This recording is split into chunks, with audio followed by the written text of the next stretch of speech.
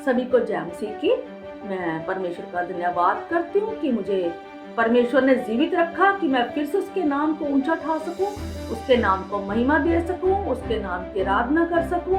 और मुझे धन्यवाद देती हूँ परमेश्वर का, मुझे फिर से परमेश्वर ने एक बार मौका दिया कि मैं उसके पवित्र वचनों को आपके साथ बांट सकूं। तो जब हम बाइबल को पढ़ते हैं, अगर हम पुराने नियम में देखें, दूसरा शमूएल उसका 6 अध्याय 10 से लेकर 12 वचन तक जब हम पढ़ते हैं तो वहाँ पर एक व्यक्ति का जिक्र है जिसका नाम है अबेदा-दोम। और अगर हम वाचा के संदूक के बारे में देखें जो परमेश्वर की हजूरी को दिखाता है, दाऊद ने उस वाचा के संदूक को इस व्यक्ति अबेदा-दोम के घर में ठहराया तो वचन बताता है उसके घर में आशीष आई। और वाचा का संदूक जो था उस अबेदा-दोम के घर में 3 महीने तक रहा।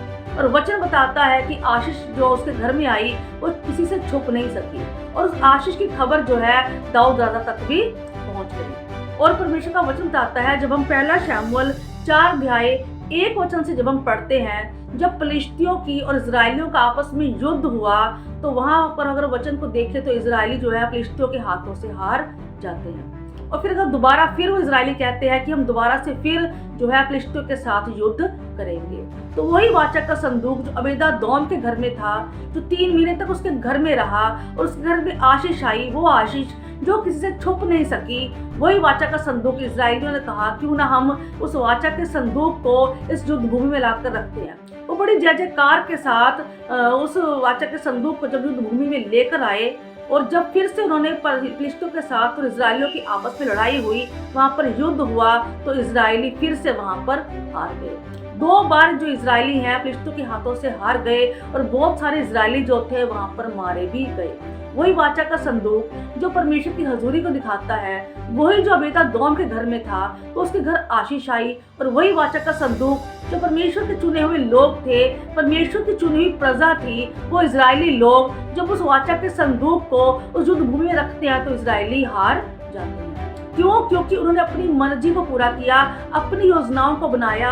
और परमेश्वर ने मूसा से कहा था कि मैं तुझसे इस संदूक के ऊपर से बातें किया करूंगा, वहां पर मेरी हजूरी होगी और जो बातें तुझे इजरायलियों से कहनी है मैं तो उससे कहा करूंगा। लेकिन इजरायलियों ने परमेश्वर के से पूछना अच्छा नहीं समझा और उन्होंने अपनी मर्जी को किया और इजरायली क्या थे, हार गए। और वहां जब हम आगे पढ़ते हैं, जो वाचा का संदूक था उनके हाथों से छीन लिया गया और फिलिस्ती जहां जहां वाचा के संदूक को लेकर जाते वहां पर कोई ना कोई गड़बड़ी हो जाती। और वही वाचा का संदूक जो था, अगर हम पहला शमूएल उसका 7 अध्याय उसके 1 वचन को पढ़ते हैं तो वो संदूक जो था अबीदा-दाब के घर में रख दिया गया। और बाइबल बताती है कि कम से लगभग 20 साल तक जो था वाचा का संदूक अबीदा-दाब के घर में रहा। लेकिन जब दाऊद राजा जो परमेश्वर की हजूरी का सम्मान करता है, जो परमेश्वर की हजूरी का आदर करता है, जब दाऊद राजा ने उस वाचा के संदूक के बारे में उनसे पूछा तो जब वो संदूक को वो अबीदा-दाब के घर में लेने के लिए गए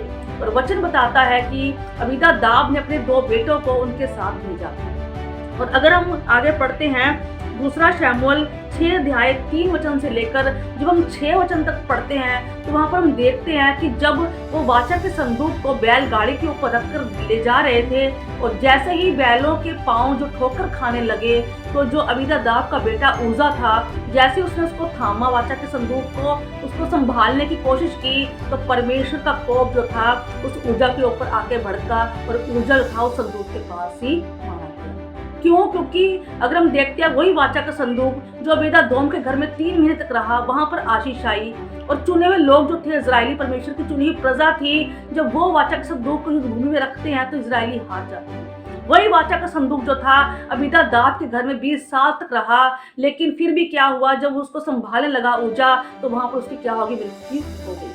मतलब कि उन्होंने परमेश्वर की हजूरी का सम्मान नहीं किया, परमेश्वर की हजूरी का आदर नहीं किया और उनको उजा वहीं पर मर गया और इजरायली हार गए। और वही संदूक जो था अबीदा-दोम के घर के लिए आशीष का कारण बन गया। क्योंकि अगर हम वचन को पढ़ते हैं, पुराना नियम पढ़ते हैं, पहले पवित्र आत्मा आता था, बात करता था और वापस चला जाता था। अगर हम नए नियम को पढ़ते हैं, प्रभु यीशु मसीह स्वर्ग छोड़कर इस धरती के ऊपर आए, वो मारे गए, गाड़े गए और तीसरे दिन मुर्दों में से जी भी उठे। और जी उठने के बाद वो 40 दिन इस धरती के ऊपर रहे, और उसके बाद वो स्वर्ग में उठा लिए गए।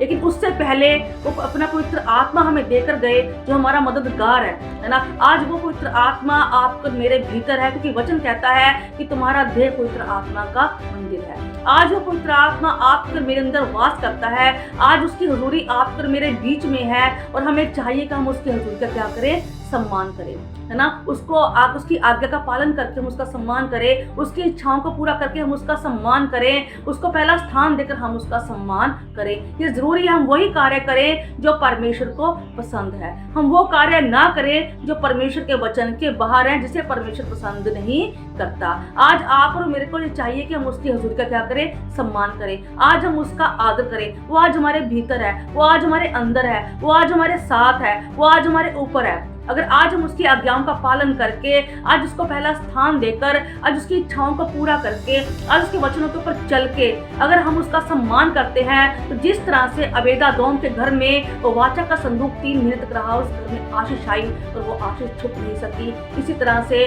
कोई भी आपकी आशीष को रोक नहीं पाएगा अगर आप उसे पहला स्थान देंगे, अगर आप उसकी इज्जत करेंगे, अगर आप उसका सम्मान करेंगे, तो कोई भी आपकी आशीष को रोक नहीं पाएगा और वो आशीष आपके घर में आएगी जैसे अबेदादोम के घर पे आई। तो जरूरी है हम उसका सम्मान करें, हम उसका आदर करें, क्योंकि समय आएगा ये पवित्र आत्मा उसकी हुजूरी में भी उठा ली जाएगी। तो आज ये वक्त है आप पर मेरे पास कि हम उसको स्थान दे, पहला स्थान दे, हम उसका आदर करें, ताकि हम उन आशीषों को ले सके जो आशीष वो परमेश्वर आप पर मुझे देना चाहता है। सो खुदा आप सभी को इस वचन के द्वारा बरकत और आशीष दे। सभी को जय मसीह।